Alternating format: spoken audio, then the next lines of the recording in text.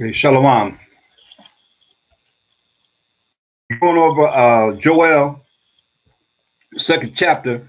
I just showed when we're going to have rest when we read Isaiah 14, 1 to 3. Verse 3 says, and it shall come to pass when we have all the other nations as our servants and handmaids. It says, and it shall come to pass in the day that the Most High shall give thee rest from thy sorrow and from thy fear and from the hard bondage wherein thou was made to serve in the kingdom. So now going back to Joel,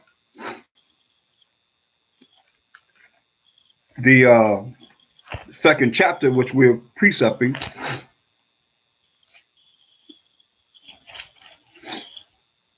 we were in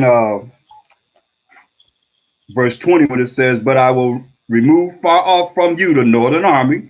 So you're going to have America's army going over to the Middle East, and we'll drive them into a land barren and desolate, like in the desert, and his face toward the east sea and his hinder part toward the uttermost sea, and his stink shall come up, and his ill savor shall come up, because he have done great things. So that means a whole lot of dead bodies going to be right there when he had them come to the valley of decision, valley of Jehoshaphat. So going back to Jeremiah, the 50th chapter, since we know we're going to have rest at this time now, and verse 46 says, at the noise of the taking of Babylon, the earth is moved. The noise of the taking of Babylon, the earth is moved, and the cry is heard among the nations. We just went to it. Revelation 18th chapter showing that the nation's going to be standing afar off for the fear and the torment of her burning, it says. Revelation 18 and 8. Therefore shall her plagues come in one day, death and mourning and famine, and she shall be utterly burned with fire. For strong is the Most High power who judges her. And the kings of the earth who have committed fornication and lived deliciously with her, following the way of America, shall be wailing. They're going to be crying to see America burning and lament for her. When they are far off for the fear of her torment, they're not going to try and come and help her. They will be standing afar off for the fear of her torment, saying, alas, alas, that great city Babylon, that great city America, that mighty city America, for in 1 hour is that judgment come.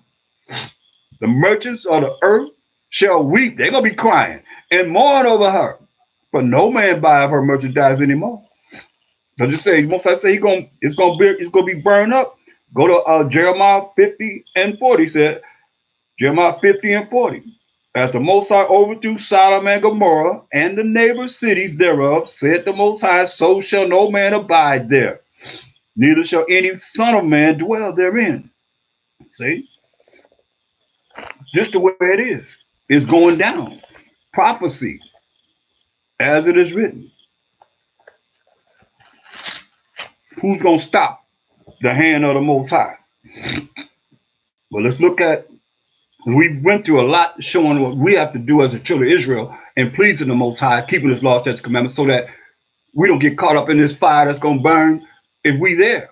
We scattered among all nations, so He's going to burn a whole lot of these places that our people are at right now. Gonna make a full end of some nations too, because they're not going to want to serve Him.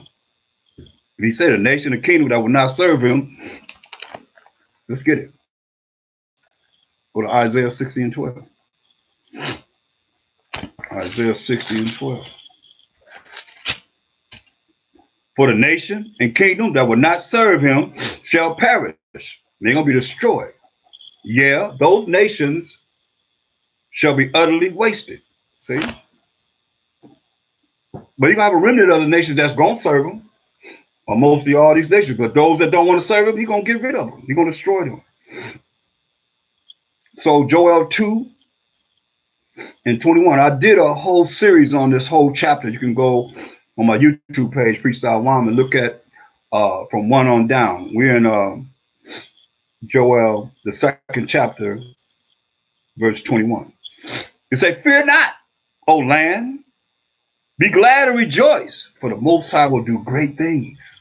He telling the land, hey, fear not, O land, be glad and rejoice, for the Most High will do great things.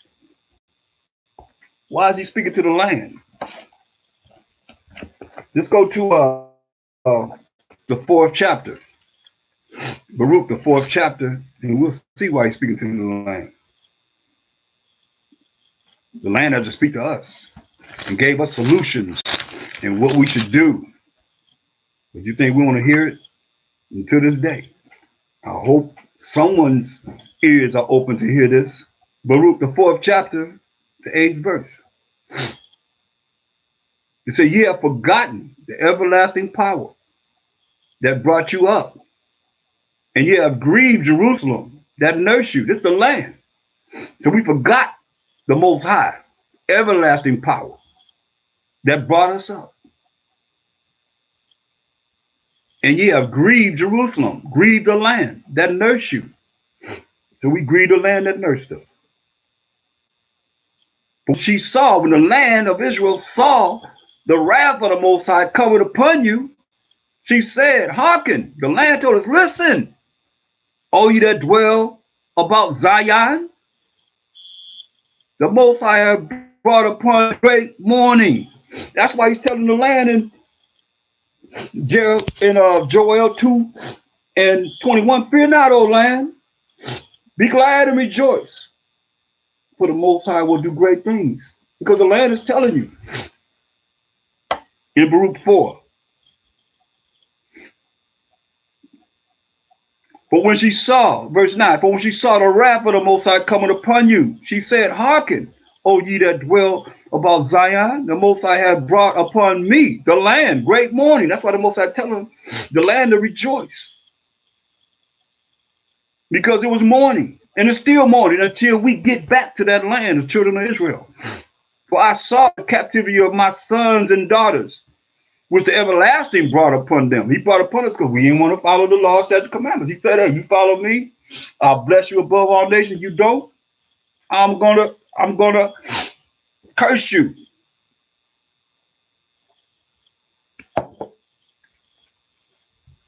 The Most High is the one that did this to us.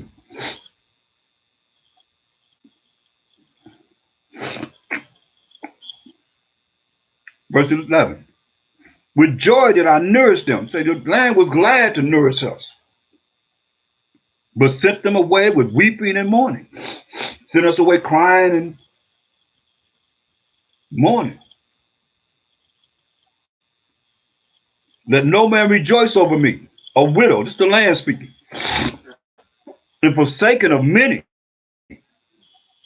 who for the single and left, because they departed from the law of